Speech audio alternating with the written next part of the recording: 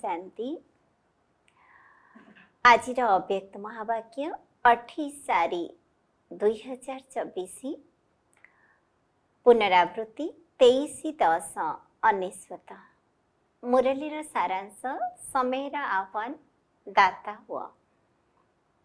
आज सर्वश्रेष्ठ भाग्य विधाता सर्वशक्तिर दाता बाप दादा चारिआडर सबु पिलामानंकु देखि हर्षित हेउछन्ति।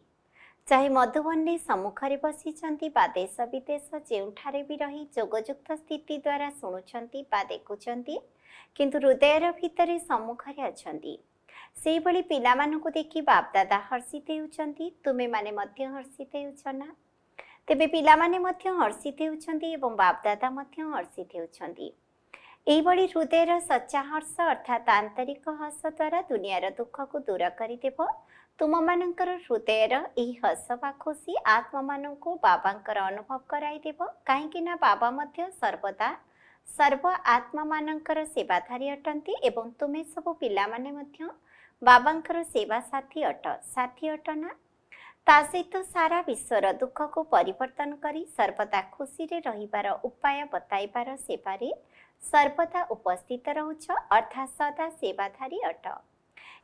वरदान दिल भितर एकमात्र दिलाराम बाबा को समाहित करी जनक सहित सर्व संबंधर अनुभूति करुथिबा संतुष्ट आत्मा हुआ। ज्ञान को समाहित कर रखिबार स्थान है दिमाग अर्थात मस्तिष्क, किंतु आत्मिक प्रेमिकों को समाहित कर रखिबार स्थान दिल अर्थात हृदय अटे।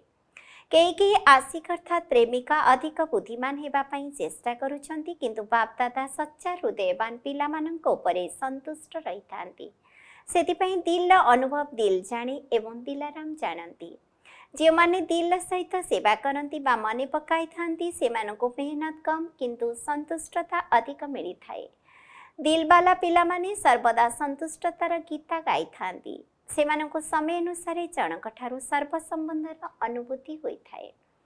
स्लोगान जदि अमृत बेलारे स्वच्छ बुद्धि होई जोगरे बसिबो तेबे सेवार नुआ नुआ विधि अनुभव हेबो। ओम शांति।